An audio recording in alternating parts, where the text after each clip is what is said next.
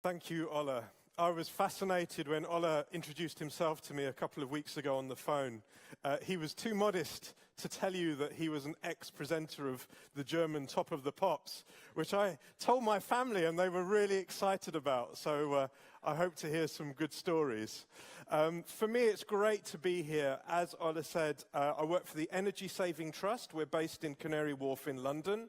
And we are like the German energy agency, Dana, but in the UK. So we have programs that cross England, Scotland, Wales, and Northern Ireland. I'm one of the senior leaders on our transportation team. And we work with organizations and individuals to help them save money in terms of how they travel, thus leading to reduced CO2 emissions, and increasingly, recently, on the air quality issue as well, which is something that we are super active in.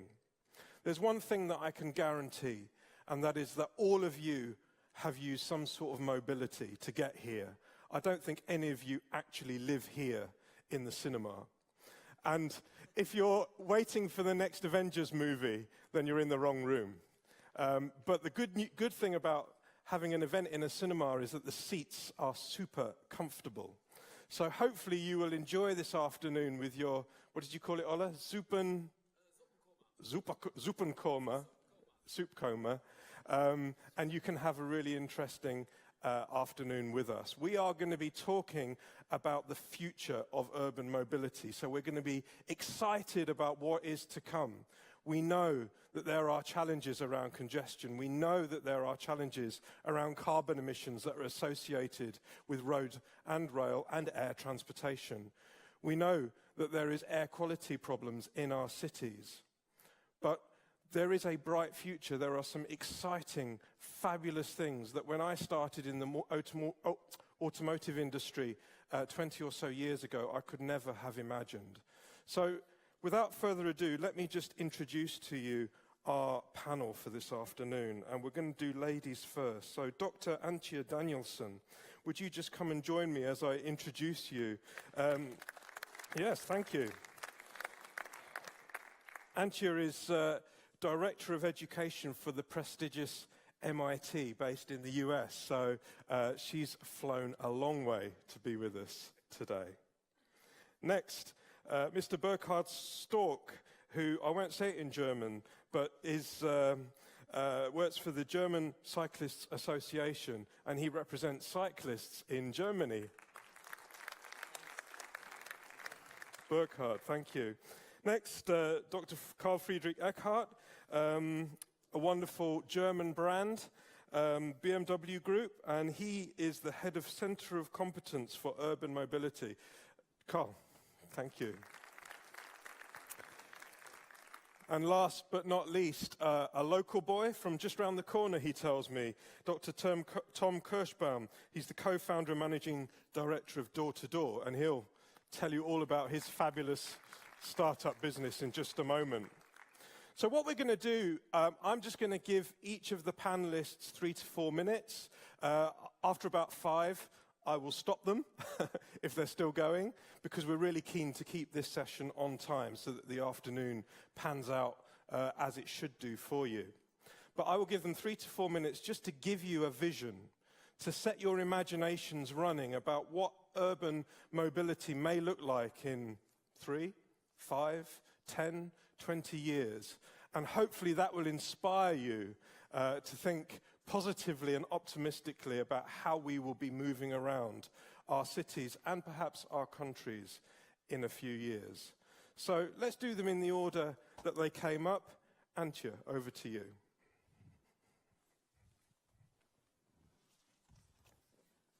Hi.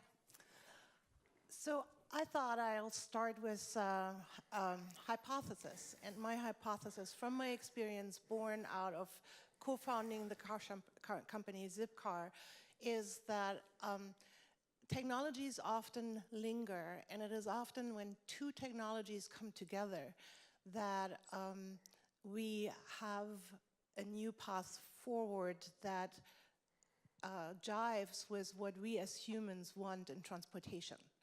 So as an example from Zipcar, for example, we started in 1999 the internet and smartphones were just coming up. So my hypothesis is that really the internet and the development of smartphones and cellular technology or cellular standards enabled us to provide the ease and comfort that led to a successful car company. Car sharing had been around for, I don't know, maybe 6, 7, 8 years already, but it was lingering in small clubs and really not taking off. And Zipcar was the very first one that took it to a national first and then a global level. So that's my hypothesis. I think I can give you some other examples.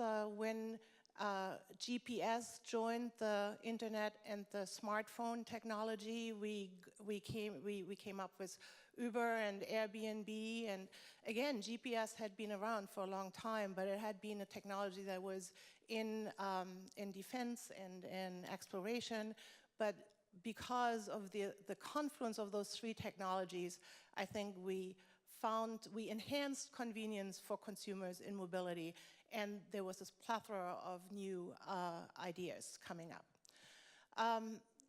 Maybe a few words about digitization.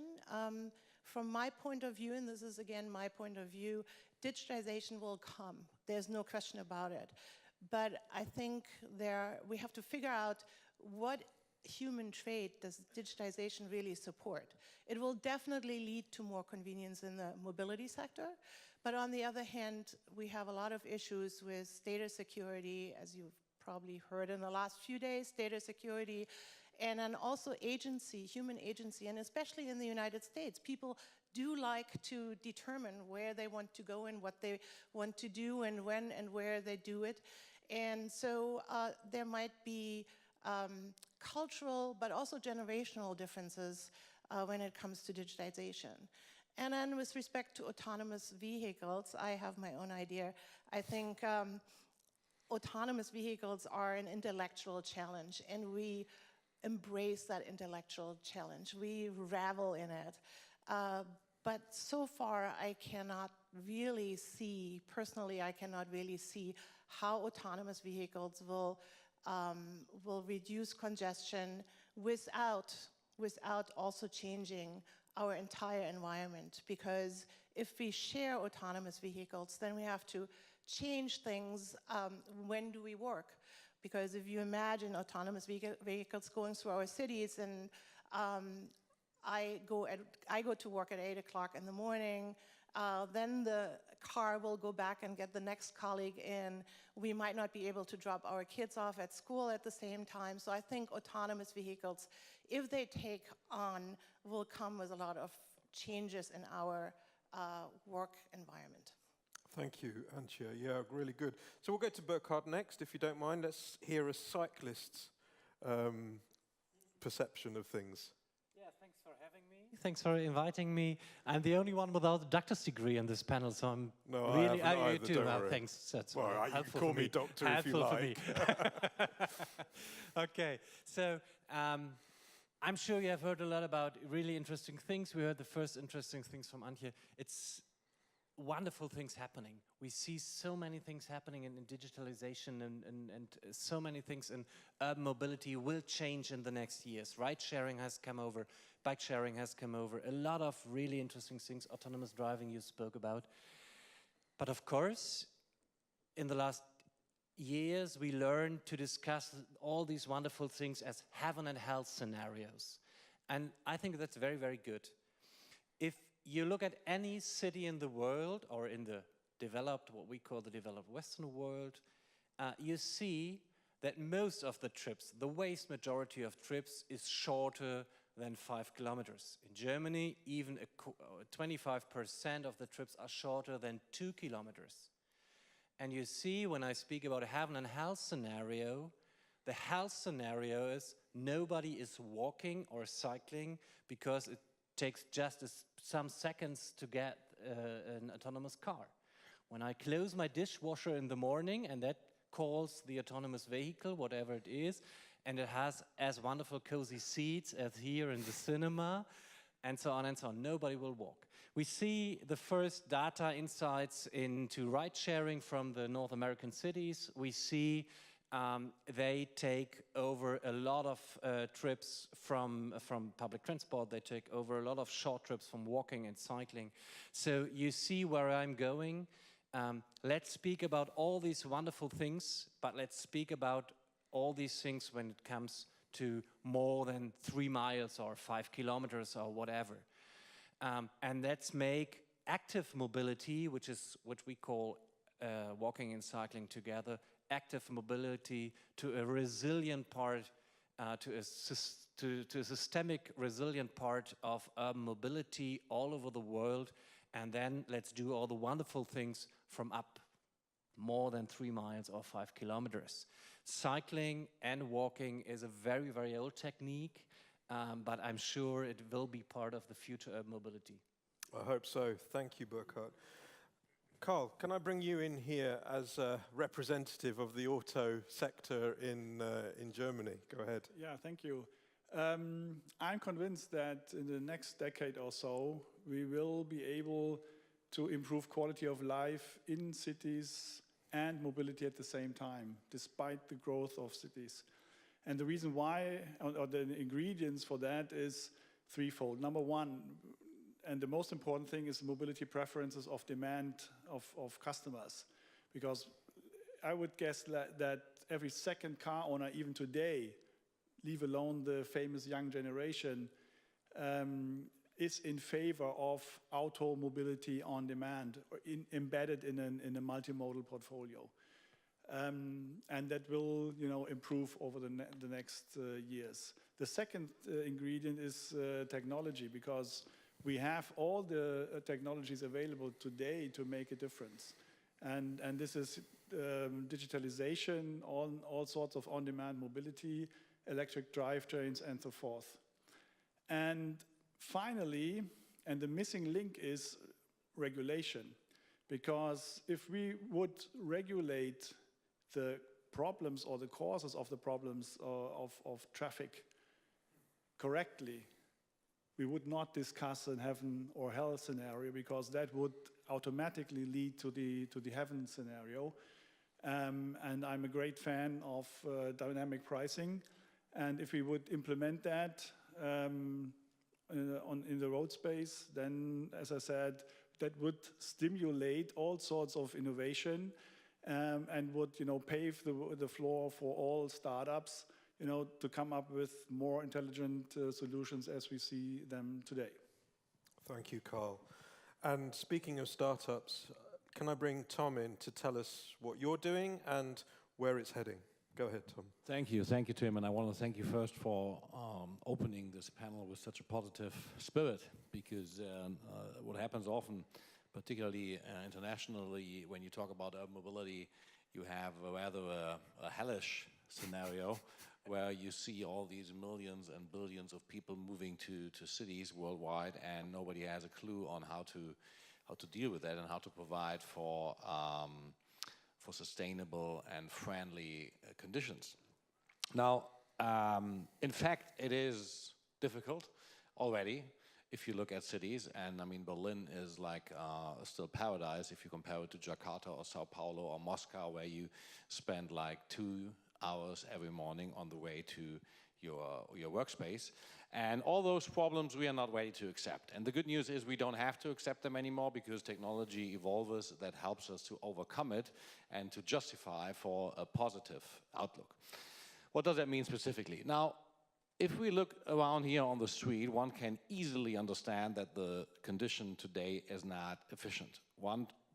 A single person in a car that is parked all the time, and nobody coordinates who's going from A to B. So this is not good. And while all these amazing technology is being developed, one has to confess also that public transportation has not changed at all. It has not been affected by those technologies over the last 25 years. A bus in Munich or in London or in Paris works the very same way as it did in the 90s or in the 80s, right? So a demand-responsive system, the city transportation does not provide for yet. And now we see that companies like BMW with Drive Now, they start to tackle it. Uber obviously start to tackle it. But the problem is, if we see those new incumbents coming in, they don't do the deal alone because you need to have a focus on the mass transit itself. Nothing is better than a tube, a subway, to bring tens of thousands of people from one area of the city to the other. This is just superior. This is a superior service for the core of public transportation. Now, you have the status quo where we say it's not ideal.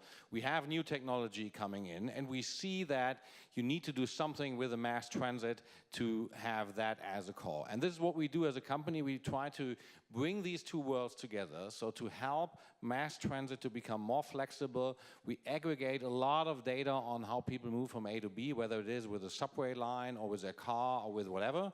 And we help the cities themselves to provide for a more innovative, a more comfortable public transportation system, specifically with on-demand services, on-demand buses, on-demand logistics services that take into account what people actually want and to fill the gaps that obviously are there by the subway. One final remark, I know I'm running out of time, but it's 30 seconds. I think it's very important to have in mind, before we start the discussion, that mobility is a very specific industry. It's not like selling shoes on the internet where you can leave it to the market. Mobility stands for how we want to live. It stands for how sustainable, how approachable, how achievable, how safe we want a city and any environment to tick.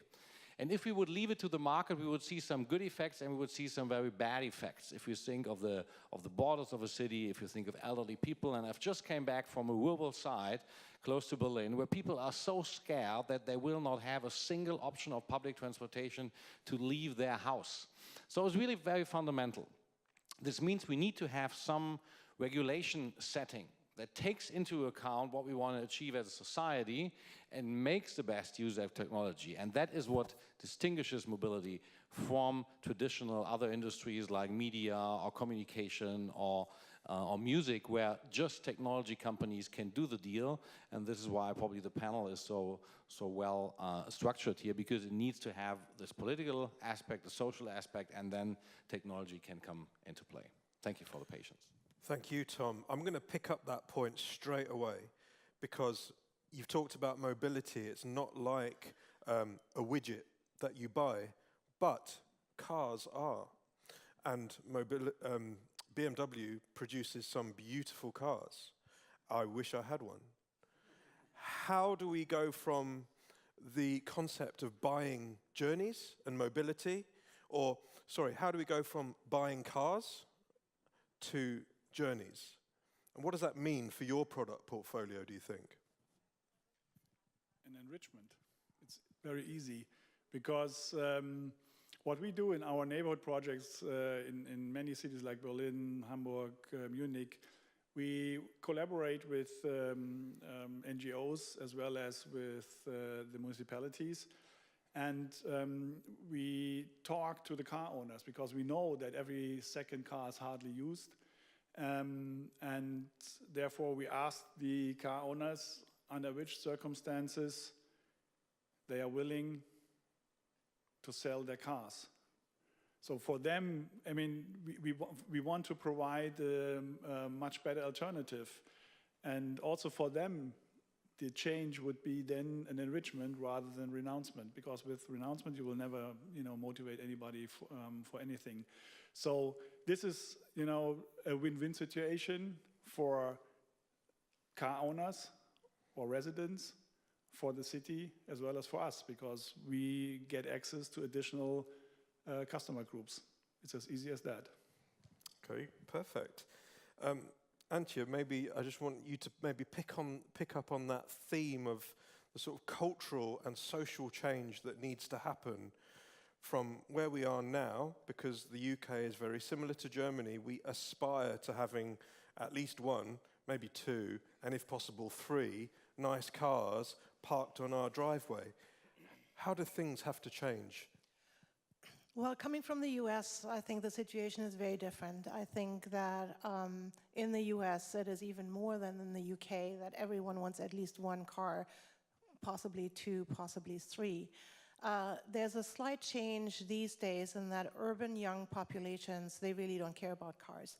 I mean, honestly, there's some kids that don't even get a driver's license because they don't They get along with public transportation. They use a lot of Ubers. That is true. I think you said that ride sharing has taken on quite a bit.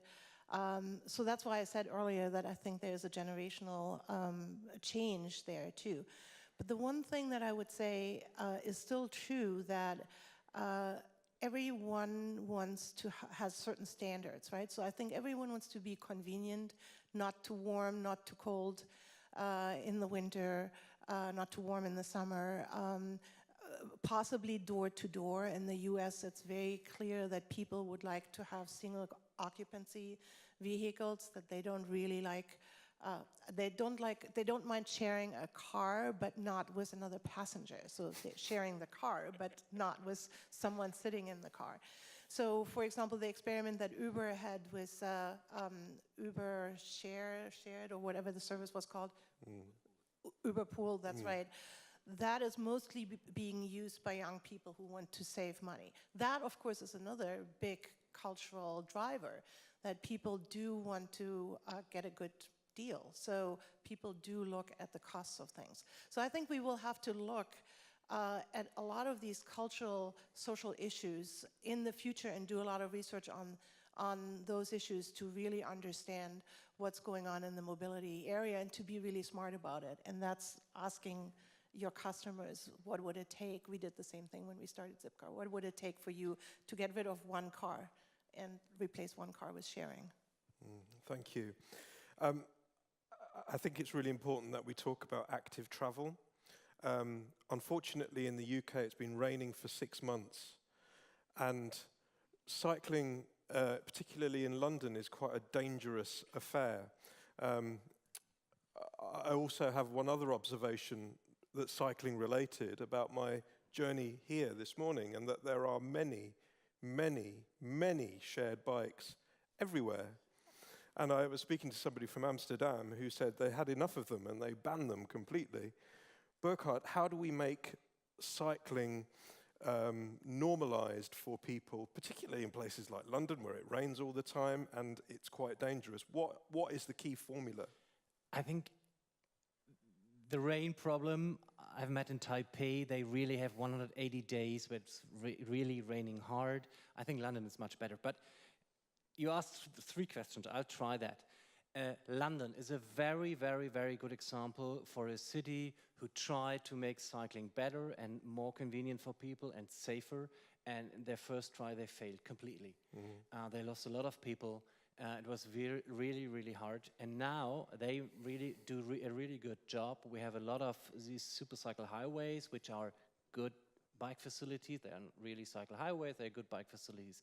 And we see more and more normal people cycling. I've been to London several times. We invited an important London researcher, and she said a lot about new people starting cycling if all the infrastructure and so on is very good. We see, for example, a very good in some of the boroughs, the Mini Holland project, which means take out the red run from the neighborhood streets. And we do it now here in Berlin, Neukölln. So London is becoming an example for good cycling facilities, but it's a long, long, long way to go. Second question, bike sharing.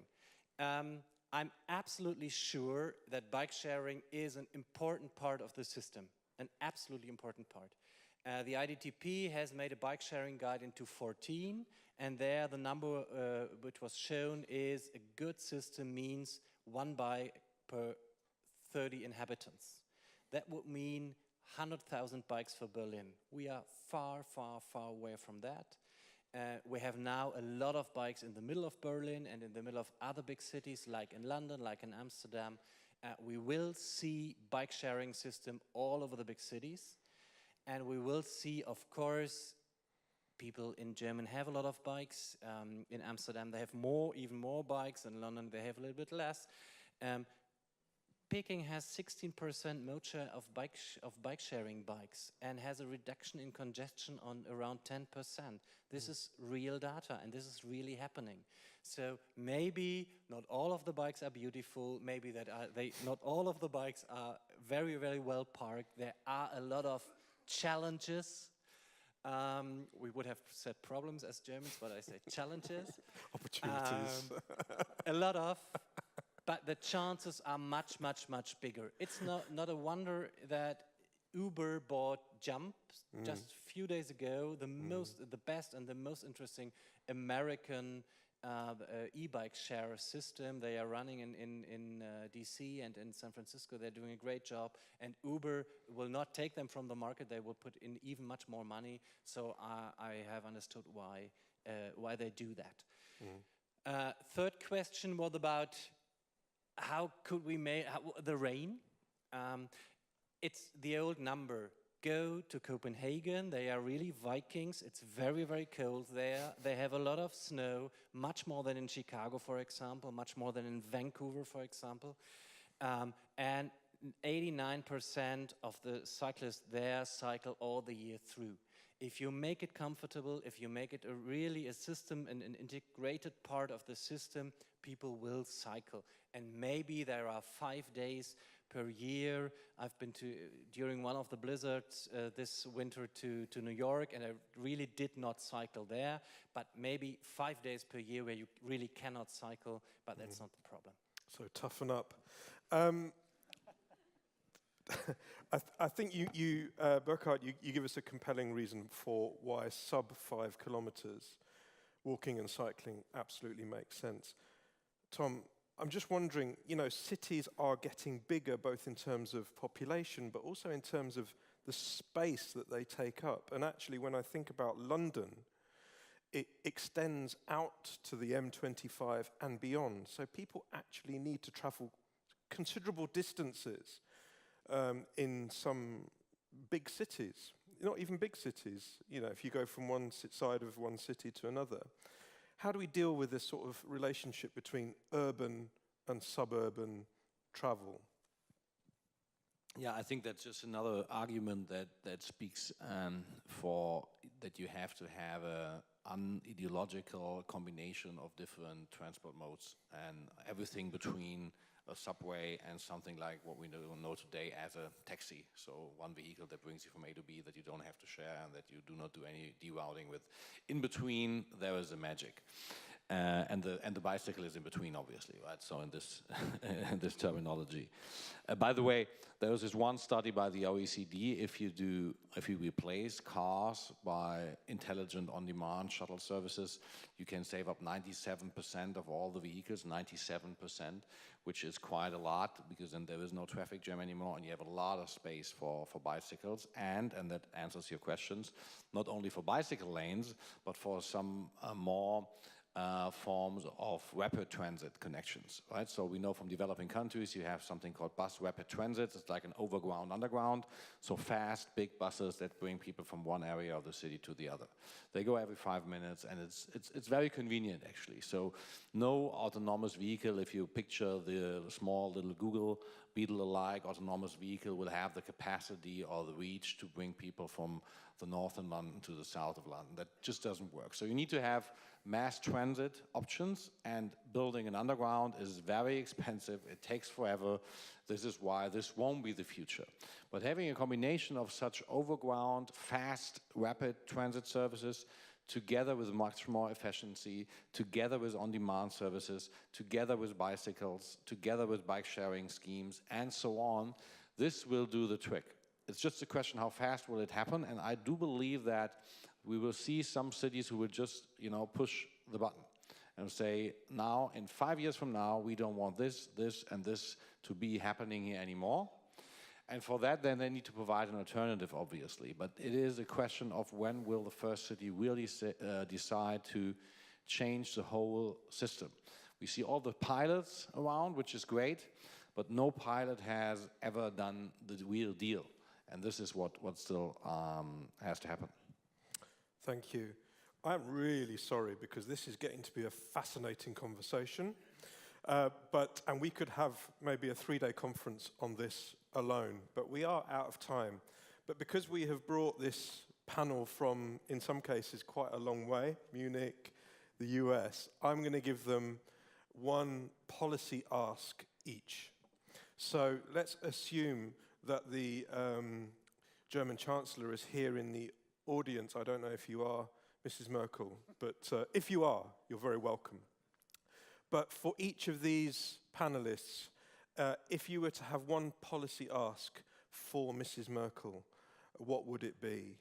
Can I start with you, Carl? Well, I think that in general we are lacking of a comprehensive strategy in terms of transportation and mobility in particular. And my ask and task would be, to develop a comprehensive strategy and tackle the causes of the traffic problems, and this is externalities, and we should tackle them efficiently. So we have to discuss pricing as the key instrument. Thank you. Antje, I'll let you decide whether you address your policy ask to Mrs. Merkel or Mr. Trump. It's really up to you. Actually, I think it goes towards both countries, because I think what we have in the transportation area right now is something like the Wild West. I saw 6 different bike-sharing companies on my 10-minute walk to Alexanderplatz yesterday. And I think we really need to find standards in terms of data protection, data security, but also standards in terms of the enablers of a multi-mode integrated system. Like, for example, what smart card chips are we going to use globally so that we can go from one place to another so potentially global outreach in such standards. Thank you. Burkhard. If I could address Ms. Merkel, I would speak about 2 things. We don't have an idea about living in a city. Of course, German cities are not very big. Berlin is a mid-sized city if you look in the world. But we don't have an idea about what a city should be, about a quality of life in a city, about an efficient city, about how we deal with space in a city. And I think it is the role of the national government to organize a discussion or whatever, that we, at the end, we see a more common idea of what is a city and how do we deal with space, with efficiency, with transport, all these things. The second thing is, I think there is no doubt that the car industry is very, very, very important for Germany. And if I go, for example, to Singapore, the German car industry is not selling one car there anymore because there are no more private cars sold in Singapore. And mobility as a service is provided there, but the German car industry has completely failed in cities like Singapore. And if we want to keep the enormous important industry in this country, and we want to keep it strong and wealthy, then we have to force them to develop much more of those things who BMW is doing, and bring it really, really in the big standards and make it very, really, really big, that people have their jobs there in 10 or 15 years also. Thank you. And Tom, lastly. So I sign what you just said, because it's the young companies who drive that innovation mainly. I had the pleasure to ask Ms. Merkel a year ago when she visited the company. That was a great privilege and honor, obviously. And what I did, it was in the beginning of this discussion we have at the moment for banning cars for the emission limits, right?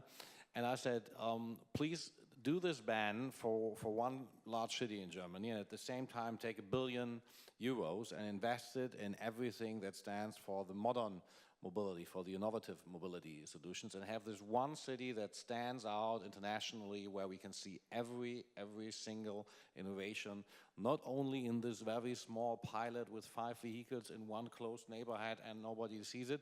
No, huge. It needs to be huge, it needs to be big, it needs to have an impact. And I mean, she's the most powerful woman in the world, so I hope we're still working on that one. Perfect, thank you. So my final thoughts. Firstly, I think, this is a massive discussion which we could have continued for a long time, but I know we have other things to do. Our cities are growing. Our cities are getting bigger. More and more people want to live in our cities, and it's important that our cities can grow without transport being a constraint to their growth.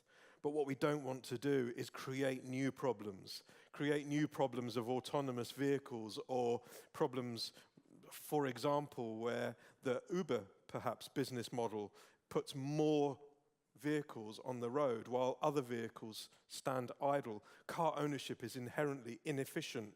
You're not in your car for very much of the time when you think about it, and if you are, I'm sorry. The point is that transport is important to all of us, and perhaps we will stop thinking about transport but thinking about mobility and journeys in the not too distant future. I just want to say thank you for having me, and thank you for our esteemed panel for taking the time to join me up here.